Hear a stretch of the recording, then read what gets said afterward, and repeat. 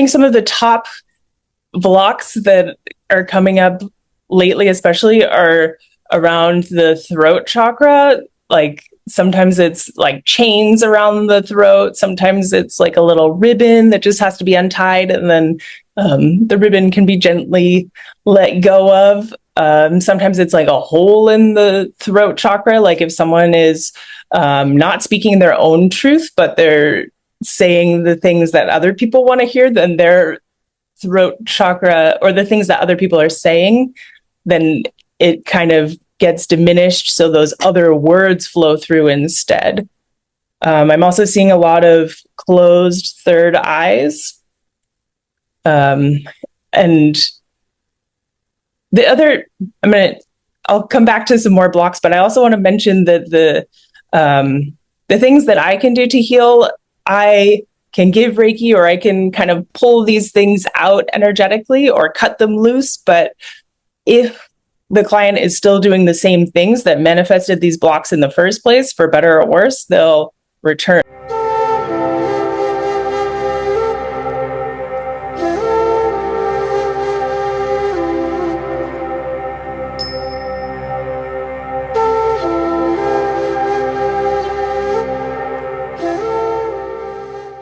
Welcome to the Daily Soul Bytes Show. I am your host, Bolaabimbola, frequency alchemist, life coach, and energy practitioner.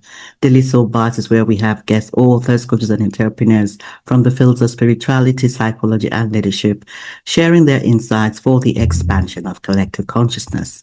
And today we have a very special guest all the way from Hawaii, Katia Davis. Welcome to the show, Katia. Thank you so much. Thanks for having me. It's really nice to have you here, Katia, because you're also into energy healing, and that is my biggest passion of all. So I'm looking forward to our conversation. I will read a bit about your bio before we start. I'm excited to chat with you too about Reiki and energy, especially. I love getting into the nitty-gritty of it. It's fun. Yes, so do I. So Katia Davis is a Reiki Master Teacher specializing in Usui Holy Fire 3 and Karuna Reiki, a chakra healing coach and an intuitive energy reader. As the founder of Rainbow Reiki Energy and Inner Rainbow Healing, she guides women on transformative journeys to release energy blocks and reconnect with their inner radiance. That is so beautiful. How did this journey begin for you, Katia? I'd love to know, because Reiki energy healing is something that is is an Eastern, Eastern modality, and not many of us from the West instantly gravitate towards it. And it usually takes some kind of incident or some kind of experience that allows us to never go back once we experience the power. So I'd love to know how Reiki became something that you now use, and you also use to support your clients. Mm-hmm. It definitely resonated for me when you said that it's an Eastern practice, and now we're bringing it to the West, and also the part about never going back. I feel that energy from that statement in particular. I started I think my healing journey when I went abroad, actually, to Asia to teach for about a decade in Turkey, Myanmar, China, and Korea. And so it kind of separated me from the culture that I had known, the Western culture, and kind of helped me start to integrate into more of the Eastern thinking and separate what's cultural and what's like truth to me personally, and helped me kind of hone in on what's important to me. And after all of that, I started doing yoga and teaching yoga, and I was moving on from a position teaching yoga in Nicaragua, and I saw a Reiki training, and I learned all about it, and I was excited to go. And then at the last minute, it didn't happen. But then it was just kind of that spark that I needed to learn enough about Reiki that the next time it popped up into my life, I jumped on it. And like you said, never look back. It's been kind of pulling me forward on the journey.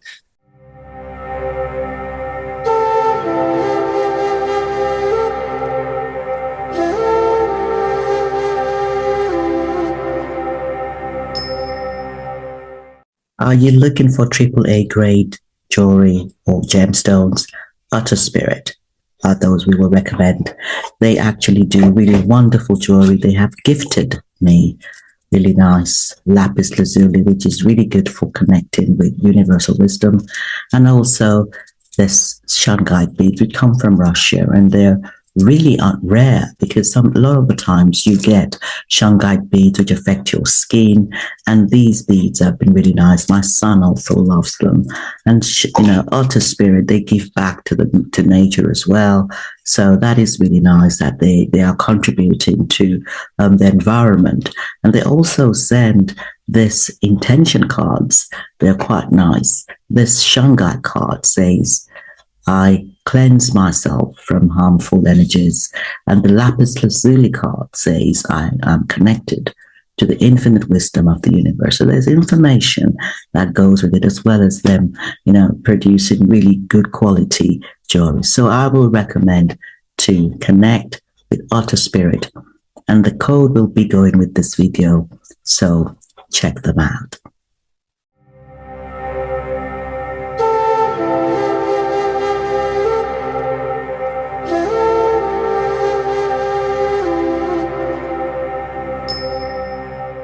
I love that, because you see that a lot of us were not brought up with energy healing. It is something that is new in terms of that concept of us being energy.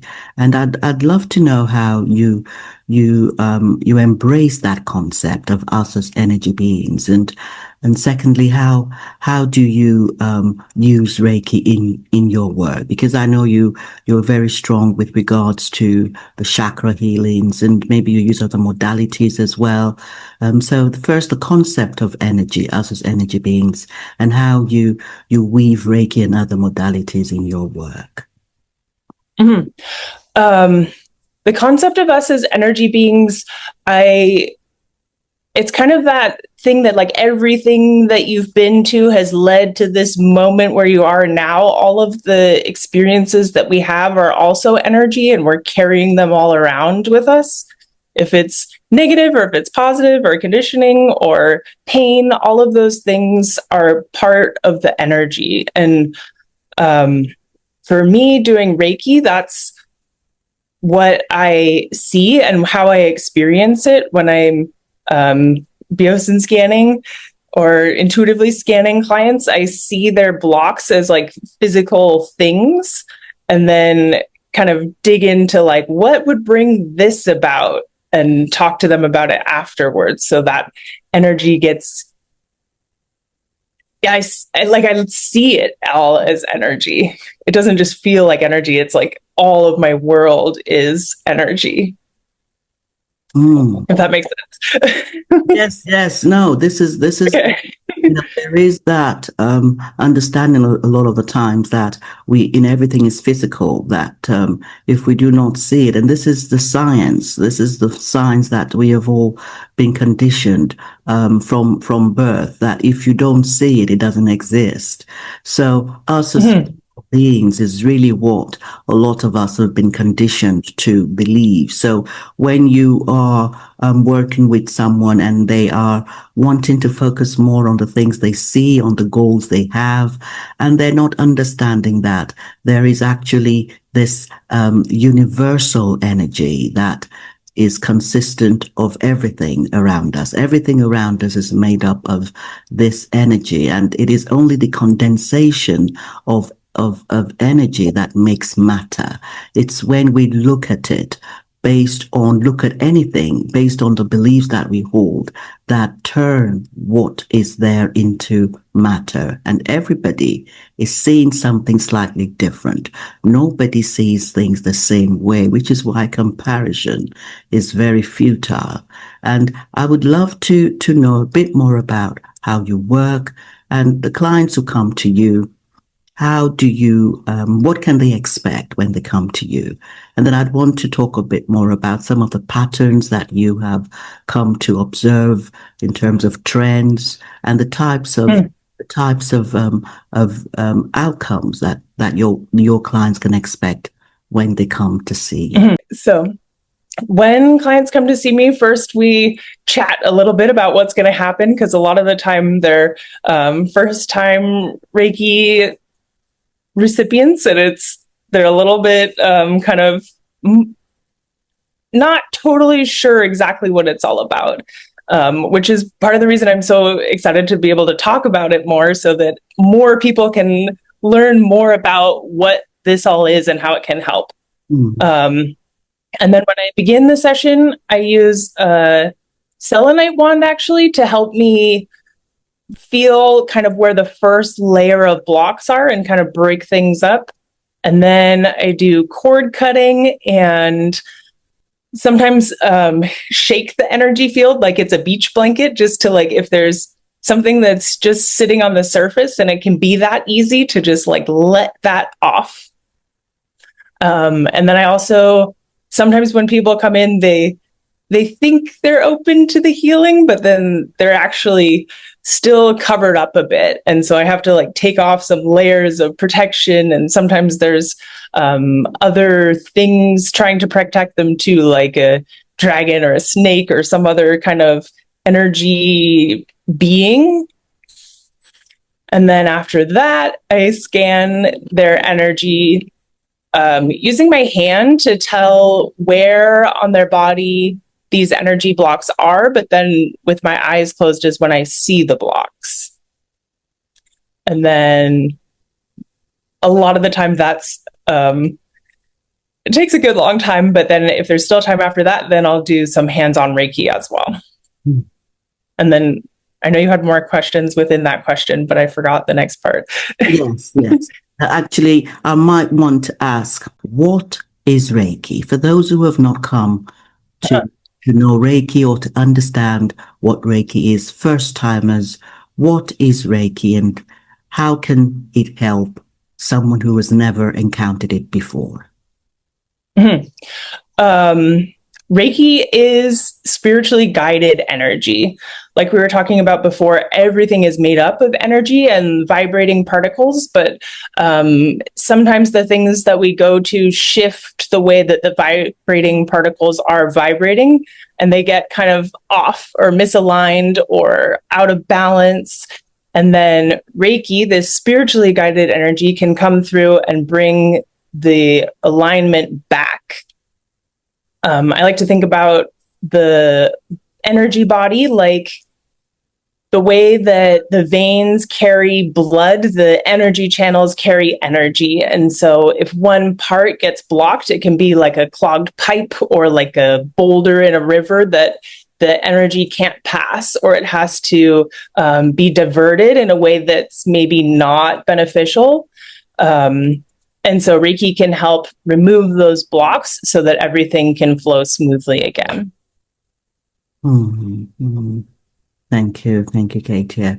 Because I think there is something that a lot of us do not always get informed about as we grow. It's for me discovering that this physical body is only one layer of our aura, that there are actually layers of our energy field that we don't actually see.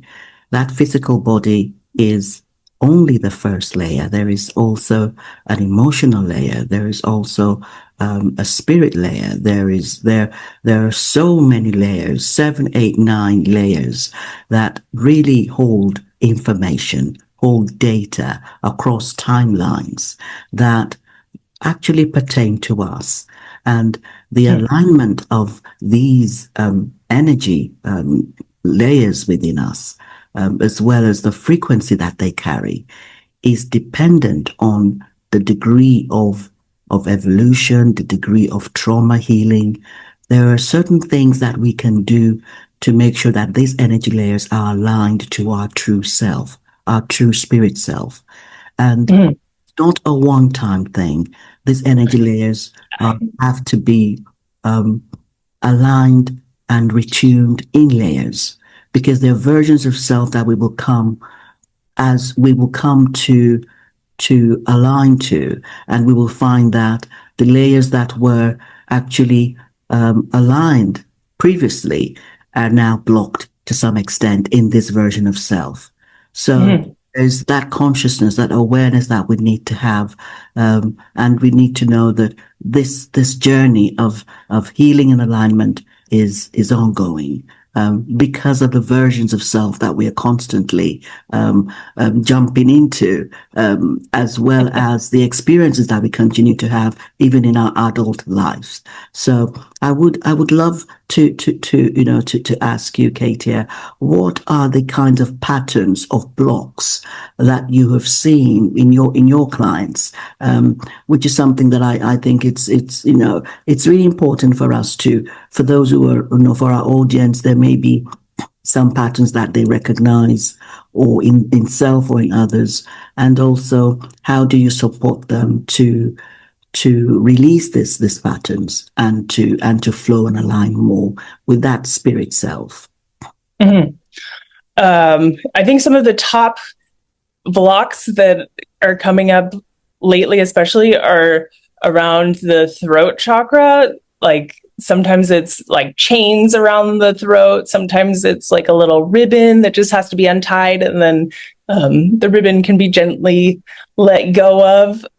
Sometimes it's like a hole in the throat chakra. Like if someone is not speaking their own truth, but they're saying the things that other people want to hear, then their throat chakra, or the things that other people are saying, then it kind of gets diminished. So those other words flow through instead. I'm also seeing a lot of closed third eyes. And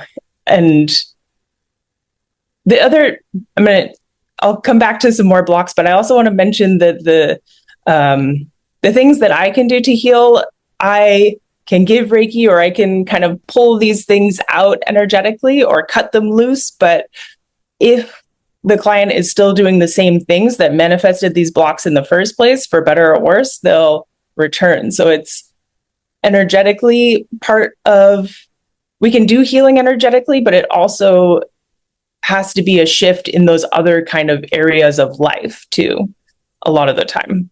Sometimes it's something old and it just can be released, and sometimes the energy is enough, but sometimes there's more work needed to support the healing. I totally agree. So it's, it's one thing for there to be a release or an activation of our own energy meridians, which I want you to talk about that in energy meridian in a sec. But it's also about the practices, how we realign on a daily basis, or what habits we have, and the awareness and the actions that we take that allow us to stay aligned. This is the key, isn't it? Staying aligned to that divine self that is within us. And I love you to talk a bit about that inner energy, that the meridians within us. If you just talk a bit, for those who are watching or listening, what is that inner energy, and how can anyone who wants to connect deeper within come to do that? So the meridians, they're kind of flowing all through the body, and they are carrying energy everywhere within the body. My favorite way to interact with the energy channels of the body is through the chakras. Everywhere that the nadis or meridians intersect is a chakra. And most of the time we talk about those 7 main chakras, sometimes up to 10, but there are actually like thousands of them when we consider all of the intersections of the meridians, like in all of our joints and other parts of the body too. And the chakras, for me, also are a big part of my awareness of Reiki and energy. Like when I was talking about the blocks before, the throat and the third eye, those are like big energy center chakras. Also, I see a lot of trouble with the root chakra. For me, that's my main core that I fall back on if Reiki isn't showing me things otherwise on its own. I turn to the chakras. So for somebody who is listening to this or watching this, how can they begin to just simple steps that allows them to connect to these points. There's really critical points that hold a lot of information about different aspects of our lives and how they can begin to activate on their own or connect in very simple ways to that inner energy meridian. The 7 main chakras and ways that you can work with them on your own if you're one of the listeners. The root chakra is your center for feeling stable and comfortable and safe in your body and your surroundings. This can be things like grounding so that you feel connected with the earth, but it also can be things like giving yourself a hug or taking deep breaths or putting a hand on the heart and one on the belly. Like, even if you're not attuned to Reiki, your touch is still healing to you and your body. The sacral chakra, the next one, is directly under the belly button. And this is your center for creativity and emotions, sexuality, sensuality, and flowing with life. And the best way to kind of work with this chakra, in my opinion, is to do the things that you truly enjoy. Like, aside from the things that you're supposed to do, like, what brings you happiness? When do you feel like you're in flow? Like, doing those things that light you up and kind of refill you. It's like literally refilling that energy center. The solar plexus chakra is next. It's just below the rib cage, and it's your center for personal power, your inner fire, your personality, your confidence, self-worth, self-esteem. And for this center, it's kind of about taking charge of your own life and your own actions. The best... One of the things that I like to do for this chakra, actually, that's popping in right now, is a fire ceremony. So even with just a candle and like a plate or a pot so that you have somewhere to put things, you can burn whatever fears, doubts, beliefs that are holding you back from being your full, whole, true self and feeling that fire. You can burn them and let them go to make space for the fire of the things that you want to ignite. And next is the heart chakra in the heart center. It's your center for love, both giving and receiving, both with others and with yourself. And I think the self-love part is the more important part to begin with. It's easier, I think, to love others when you feel fully loved yourself. And it helps if it's something that you can cultivate on your own and you don't need outside influence. And my suggestion for that would be to write yourself a love letter to tell yourself all of the things that you love about yourself. For the throat chakra, it's about communication, both speaking and receiving communication, expressing yourself fully, expressing your truth. And for this chakra, a really simple way to reconnect with it is humming. That vibration helps improve the vibration of the chakra itself. And humming, when you're humming, it's hard for you to think about other things, which when I heard that, I had to test it and make sure that it was true. But it really is true. It helps you kind of drop away all the other thoughts so that you can connect back with what you actually want to communicate and what actually is important. The third eye is the next one. It's in the center of the forehead. It's your center for intuition and receiving guidance from beyond this physical, tangible world. For that center, I think the biggest takeaway is knowing that the imagination and the intuition live in that same part of the brain. So a lot of the time we kind of dismiss the things that are intuitive knowings and say, oh no, that's just my imagination. Oh no, that's not truly a sign that I should, try this or not go to that or whatever the thing may be. And it's about trusting and kind of digging in a little bit deeper with believing, making a list of the things that intuitive insights that helped and when you ignored them and when they didn't go as planned or as well as maybe they could have, that can also help kind of proving to yourself the things that you actually do know.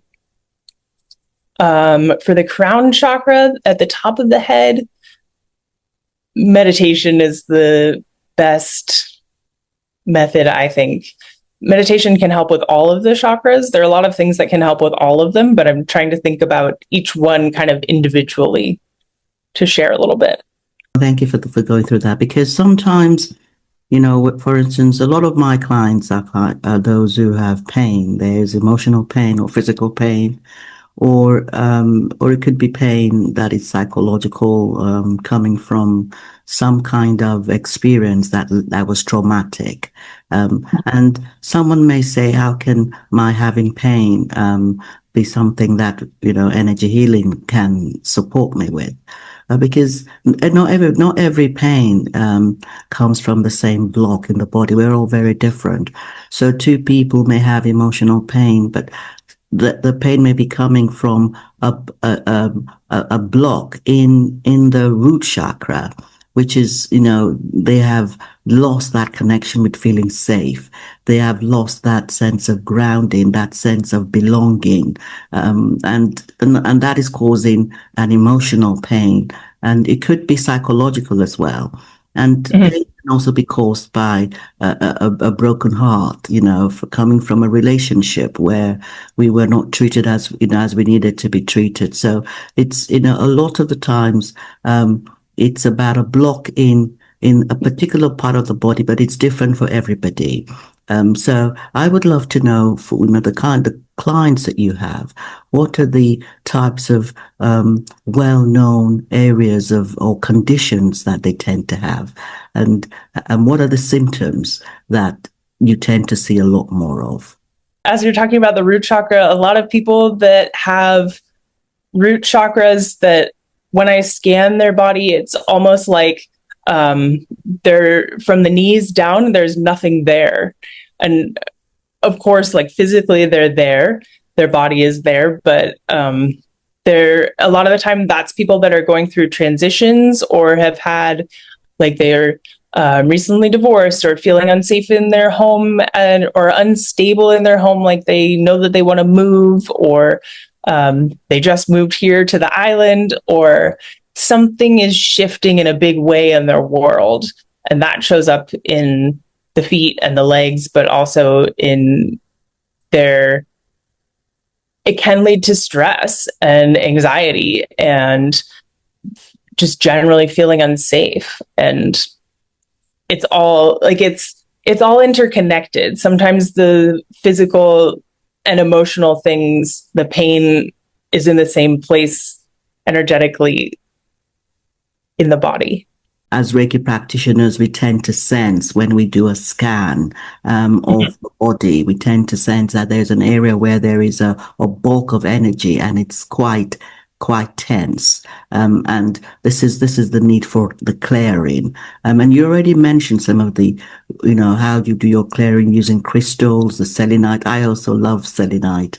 And it's really something about how all these different substances around us, whether we're using sound or we're using crystals, how all these modalities help us to work to actually complement that energy healing. Do you want to talk a bit more about the blocks that you clear, and what other modalities you use? I know you have the rainbow healing as well as the Reiki energy healing.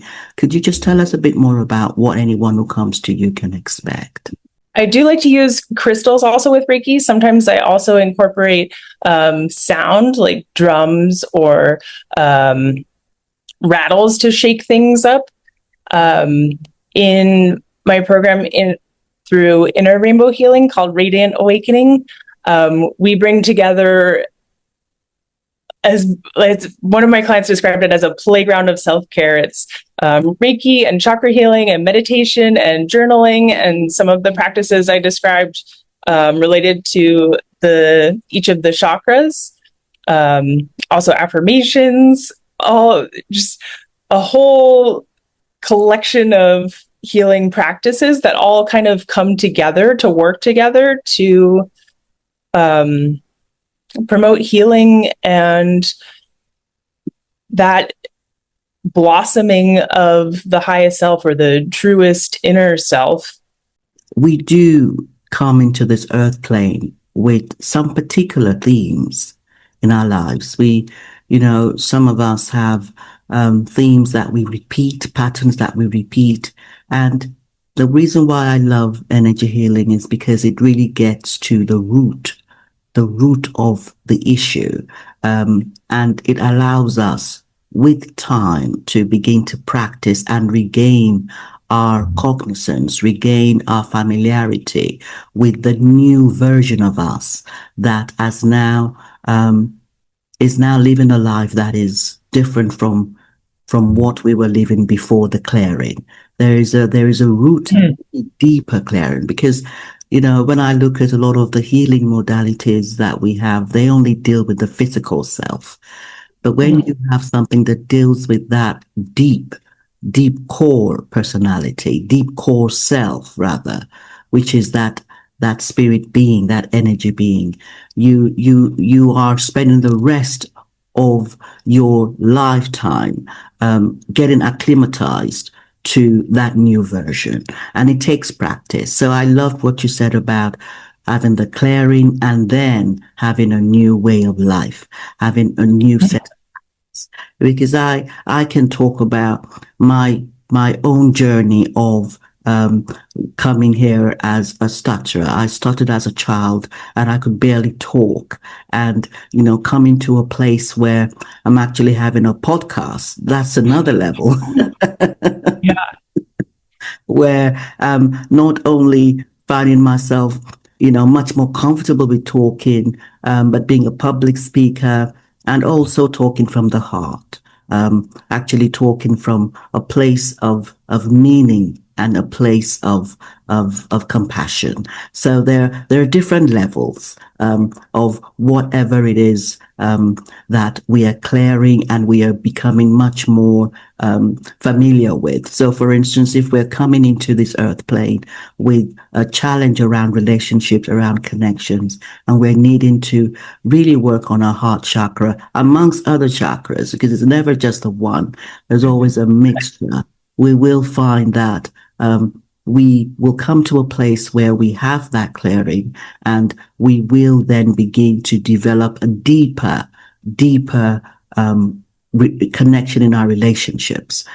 It gets better and better, and we will realize that the previous relationship was not as good as this one, and it's getting better and better based on how aware we are of the perspectives that we have. Because I wrote a book, Daily Soul Bytes for an Inspired Life, about perspectives. We all have different perspectives within us. And regardless of the modalities that we use, we always have to be aware of the perspectives that we're holding, whether it's lower perspectives of fear and survival, I'm not good enough, I cannot make it, or whatever is coming into our mind and where we are engaging with. And there's also the higher perspectives of love and compassion and strength. And we have both perspectives within us, and we can come to really align more to the higher perspectives. It takes audacity sometimes, because there is always that inclination and the grip. If, for instance, we do not feel safe enough to try a new way, or we do not feel safe enough because we're transitioning from an old version to an entirely new version that is so different, and it may be a really big jump, we may not feel strong enough to align to that higher perspective or the higher perspectives in that place and time. And this is why using modalities that help us to shift the frequencies of our beliefs, shift the frequency of our habits, we can find it easier, actually get that divine support to enable us to shift those patterns and those blocks at the very root. And I wondered if there was anything else you wanted to share with us based on your life, Katia. Maybe there are some themes that you have had to kind of explore in your life, and you found that the clearing, there has been an expansion in certain areas based on certain things that you have now worked on. Because I think those who were, our audience would be able to relate to that and be able to think, okay, so this is a running theme in my life. And we all have many running themes, never just the one. And maybe this is something that I can get support with to clear it at the root so that I can expand in the different timelines that I'm finding myself. Mm-hmm. For me, some of the biggest healing that I've done actually pretty recently was leaving the field of teaching to go all in on the healing work. Like, I actually just quit teaching in March of this year, and I was going into school almost every day with the intuitive message, I can't keep coming here. I can't keep coming here. But I didn't feel safe enough yet in my healing business and my healing work to be able to feel safe to make the leap into doing that completely. But then also it's like, when can you, like, if I'm always doing the school stuff, then how can I make the time to, so it was kind of a catch-22 situation, but I ended up actually having a panic attack at school and had to go to the hospital. And then I had a week off. And then after that week, I never went back. And in that week, I did so much personal, like, self-healing to heal the part of my body that didn't feel safe, moving on to the next thing, to feel more flow with the way that my life was unfolding, to feel more comfortable and safe and confident expressing all the things that I wanted to share, to open my heart to the possibilities and express all the things that I wanted to. I'm kind of thinking up through the chakras. So opening my heart to the possibilities and expressing myself and everything that my program could be, opening my intuition to the hints and the nudges about the way that I could move forward, and reconnecting with the divine and my spiritual self. And that I wish that it didn't take that moment, that panic attack, for me to kind of wake up to this part of the journey that I'm supposed to be on, but it did. And I don't know if I would be here without it. Like, I'm in some ways grateful, even though it was a very difficult situation to go through. That it's the spark of healing in so many levels. Yes. And it takes a lot of acceptance, doesn't it? It takes a lot of, first of all, being aware that this is something that there's something that we want that we're not having in our lives, and being aware of how much we want it and how much it is something that is possible. That thing that we want is possible, and it's possible for us, and getting the help that we need. Because I remember wanting to talk a lot more easily and being very aware of it. My father was also a stutterer, and he was always encouraging me to talk. And he made me feel safer to continue, because nothing around us sometimes will tell us that thing that we want is possible, or possible. So having somebody around us, it may be a family member, it may be a coach, to allow us to feel safe within us, safe enough to want that thing is important. And that's the root chakra there, allowing our root chakra to be activated. And then as we get that alignment, as we continue to do the practices, continue to hold those intentions that allow us to release the conditionings, the ties that hold, that keep us in the grip of the ego. For me, for instance, it was knowing that I did enjoy being a speaker. So I surrounded myself with those who talked a lot, and I enjoyed that company. And sometimes that affiliation with what we want, with what we have as a passion, may be a toy, may be a book, may be something that allows us to continue to affiliate or align to that desire, or having less pain. If I want to have less pain, I probably want to surround myself or want to affiliate with things around me that tell me that having pain-free life is possible and possible for me. So I think that, those practices, and then coming to a place where I'm able to release, and it's not always linear. It could be kind of cyclical. You're feeling safer at the same time. You're finding yourself talking a bit more the minute you begin to feel safer. And then you're finding yourself connected more to the divine, getting that support from the spirit being that we are. We're all part of that universal energy, getting that support, even if we're not spiritual. That support is there, always talking to us.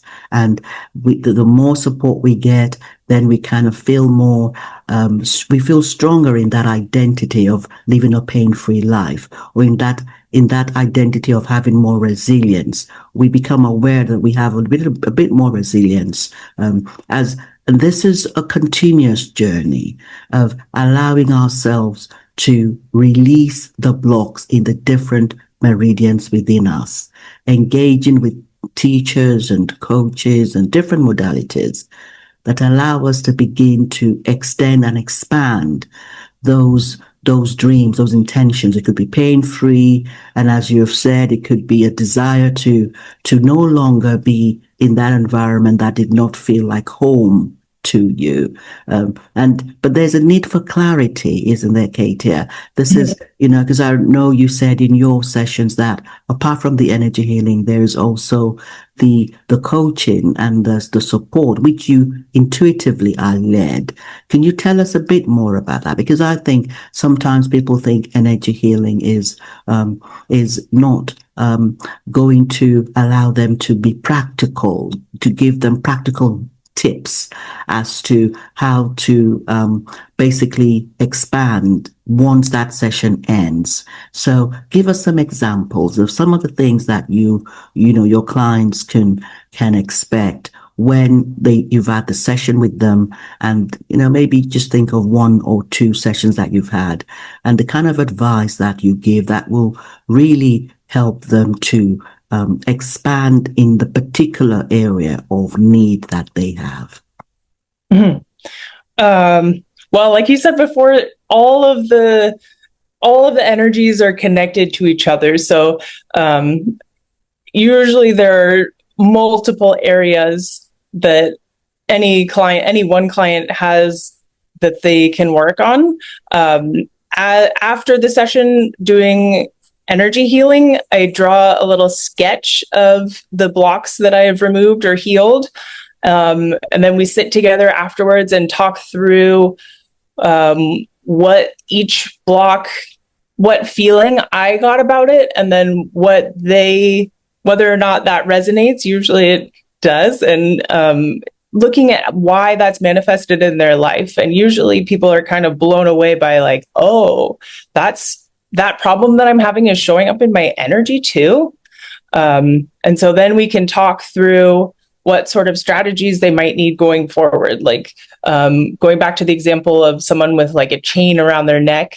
There was a woman who was having a hard time with both her partner and her mother-in-law, and not feeling like she could say the things that she wanted to say or be the person that she wanted to be with them. And I can take off the chain, but then if she's still not feeling ready to say those things, then that makes it hard for her to not manifest that block again. So we talked through what it is about those relationships that make her feel like she can't talk about it, and talked about what's important that she might want to talk about, what things she can let go. We talked about journaling the things that she wants to say before she goes to talk to them, so she has the words ready.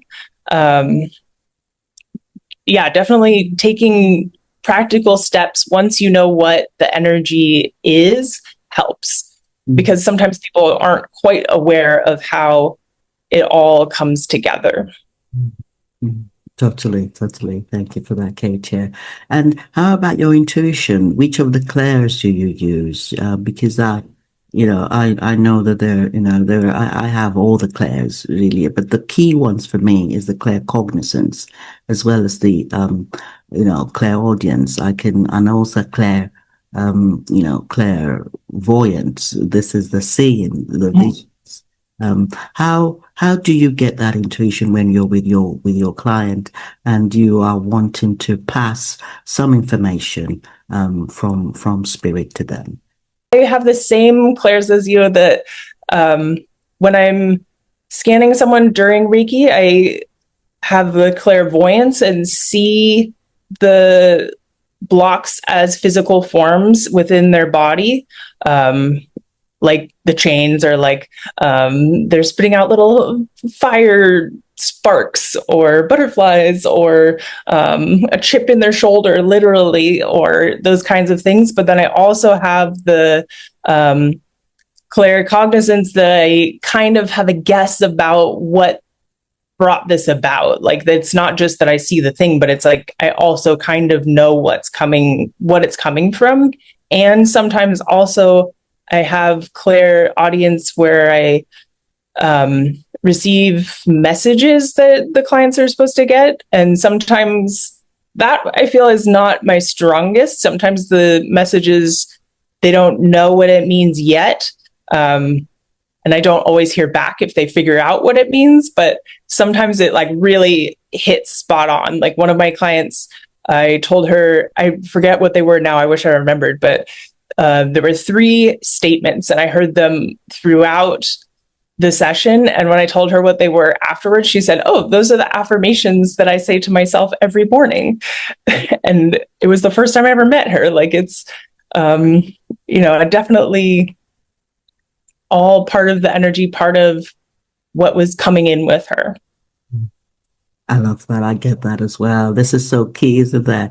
This is coming to trust, how we as practitioners can come to trust those messages, whether we're seeing them on a board or we are seeing them or hearing them, rather, or we're hearing them in these affirmations that we give to clients, coming to trust that.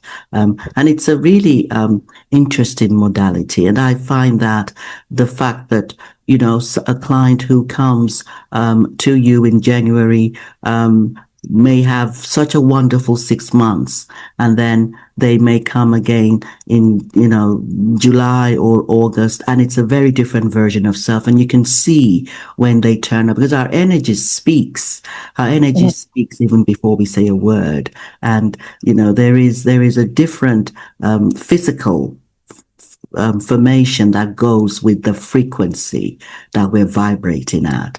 And that version that comes in July will have a different block, a different issue. And this is the journey. This is the journey of that physical ego self that is surrendering in stages to that higher self, because our true self doesn't change.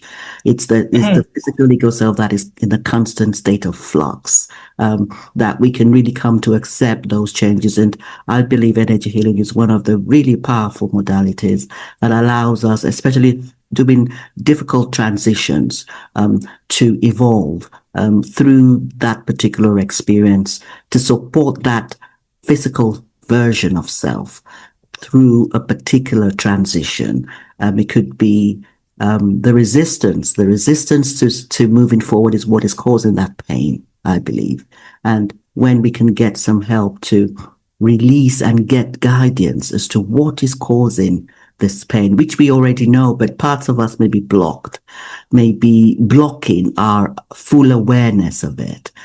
Getting that support to help us to realize what that resistance is really, really key, which is what my work, quantum Reiki energy, is about. It's really about jumping timelines and supporting my clients who are aware of versions of self, to some extent, get a deeper understanding, a deeper acceptance, and allowing that self that needs to surrender to feel loved and safe and soothed is really key. That's a lot of the work that I do.